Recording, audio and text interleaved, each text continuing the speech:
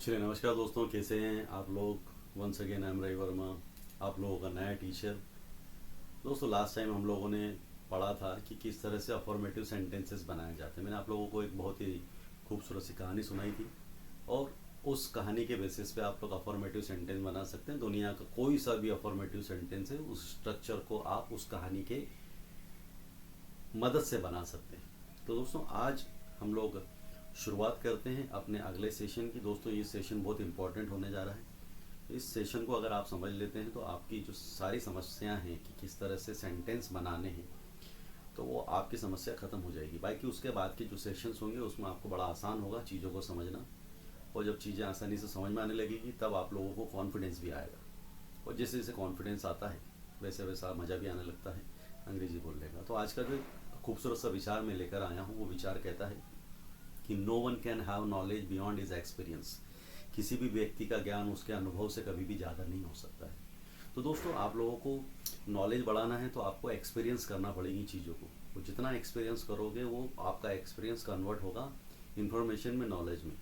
तो मेरा कहना यही है कि ज़्यादा से ज़्यादा आप एक्सपीरियंस करिए चीज़ों को। जब तक एक्सपीरियंस नहीं करोगे तब तक नॉलेज नहीं कमा पाओगे। और नॉलेज इज़ द पावर। मुझे ऐसा लगता है कि सिर्फ नॉलेज ही है जो एक बहुत बड़ी शक्ति है। चलिए दोस्तों, तो लास्ट सेशन में मैंने अभी आप लोगों को पढ़ाया था, या आप लोगों ने पढ़ा था, और इसको मैं आगे कंटिन्यू कर रहा हूँ। मैं आई ब्लॉट इट आउट, क्या मैं इसे मिटा दूँ? तो आपका जवाब होगा yes sir, you may blot it out. आप इसे मिटा सकते हैं। चलिए, तो बात करते हैं अब सिंगल इंट्रोगेटिव क्वेश्चंस की। सिंगल इंट्रोगेटिव क्वेश्चंस क्या होते हैं और डबल इंट्रोगेटिव्स क्या होते हैं। सिंगल इंट्रोगेटिव और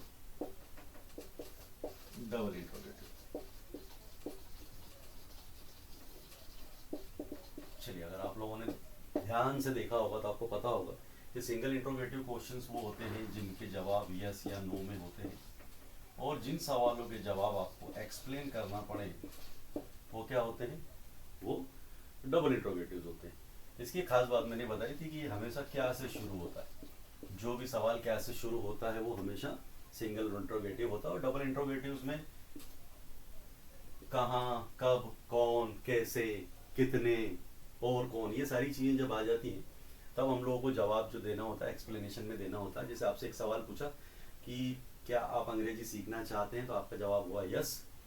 अब अगला सवाल पूछा गया आपसे कि आप अंग्रेजी क्यों सीखना चाहते हैं, तो यहाँ पर वाई आ गया। तो अब यहाँ पर आप लोगों को क्या करना है, जवाब देना है कि मैं अंग्रेजी इसलिए सीखना चाहता हूँ क्योंकि मेरे करियर के लिए ज़रूरी है, मुझे अच्छी नौकरी करना है, मुझे बाहर जाना है, विदेश जाना है। तो ये सारी चीज़ें तो अब सी समझ में आ गया होगा सिंगल इंट्रोगेटिव क्या होता है, डबल इंट्रोगेटिव क्या होता है। ठीक है ना। चलिए, तो मैं इसे मिटा दूं, तो मैं आई ब्लॉट इट आउट, तो आपका जवाब होगा यस सर, मिटा दीजिए। अब सिंगल इंट्रोगेटिव कैसे बनाते हैं, सबसे पहले ये समझते हैं। देखिए, पहले जो स्ट्रक्चर था वो था सब्जेक्ट, सब शॉर्ट में लिख रहा हूँ, subject plus is am are plus about to plus verb की फर्स्ट फॉर्म, ऑब्जेक्ट भी शॉर्ट में लिख रहा हूँ। ये आपका पापा, सहेलियाँ, भाई, प्रिया, मम्मी, पड़ोसी, ये आप लोगों ने ध्यान से देखा ही होगा। अब यहाँ पर क्या करना है, यहाँ पर सहेलियाँ पहले आ जाती है। जब सहेलियाँ पहले आती है तो एक सवाल बनता है, क्या। सवाल बनेगा आपका क्या। अब उसको समझते हैं कैसे बनाना है। आपको कुछ भी नहीं करना सिंगल इंट्रोगेटिव के लिए। सिंगल इंट्रोगेटिव क्वेश्चन जो होते हैं उसमें आप लोगों को इजेमा सिर्फ सब्जेक्ट के पहले लेकर आना है। बाकी सबको वैसा ही रखना है, कहीं कोई चेंजेस नहीं होंगे। क्योंकि ये लड़कियां जो है ये इस परिवार से नहीं है, बाहर से है, तो इनको अभी बाहर रखा है हम लोगों ने। अब एक सवाल है, क्या से शुरू होगा। क्या तुम जाने वाले हो। अब क्या तुम जाने वाले हो, तो देखिए कौन जाने वाला है, तुम। तो यहाँ पर यू लगा दीजिए आप।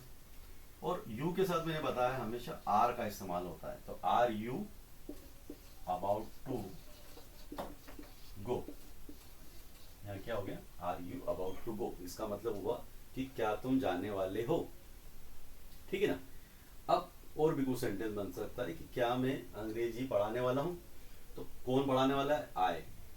सब्जेक्ट क्या हो जाएगा, यहाँ आई आ जाएगा। आई के साथ एम लगता है तो एम पहले आएगा, ध्यान रखिएगा। तो am I about to teach English, ठीक है ना। क्या वो खाना बनाने वाली है, किसी लड़की की बात चल रही है। इज, क्योंकि लड़की शी होगी तो शी के साथ इज लगता है, तो is she about to cook food. ठीक, किसी का नाम लेते हैं। क्या रमेश क्रिकेट खेलने वाला है। Is Ramesh about to play, क्या खेलने वाला है, क्रिकेट। तो is Ramesh about to play cricket. अब आपको एक चीज क्लियर हुई कि सिंगल इंट्रोगेटिव में क्या होता है, हमेशा सहेलियां जो होती है, is am are helping verb जो होती है वो सब्जेक्ट के पहले आ जाती है। तो आप लोगों को हमेशा याद रखना है, कोई भी सेंटेंस होता है, किसी भी तरह का सेंटेंस होता है, तो सब्जेक्ट के पहले हेल्पिंग वर्ब आएगा। अब हेल्पिंग वर्ब कुछ भी हो सकता है, डू डज हो सकता है, वॉज वर हो सकता है, कोई मॉडल शुड यूज कर सकते हैं, कैन का इस्तेमाल कर सकते हो आप लोग, विल का यूज कर सकते हो, वुड का यूज कर सकते हो। तो सब सब्जेक्ट के पहले ही आएंगे। अब ये चीजें मैं आपको धीरे धीरे आगे सिखाऊंगा किस तरह से सेंटेंसेस बनाना है। अब ये हुआ सिंगल इंट्रोगेटिव। अब मुझे इसको डबल इंट्रोगेटिव बनाना है। तो डबल इंट्रोगेटिव बनाने के लिए मुझे सिर्फ आई डब्ल्यू की जरूरत पड़ेगी। अब आप बोलेंगे सर ये आई डब्ल्यू क्या होता है। तो लास्ट वीडियो में मैंने आप लोगों को बताया था कि जितने भी डब्ल्यू और एच वाले वर्ड होते हैं वो सारे इंट्रोगेटिव वर्ड्स होते हैं, जैसे वाई, वेयर, वैन, विच वगैरह वगैरह। अब देखिए यहाँ पर लिख देते हैं, देखिए ये जो है ये तो सिंगल इंट्रोगेटिव है, इसको डबल इंट्रोगेटिव बनाना है।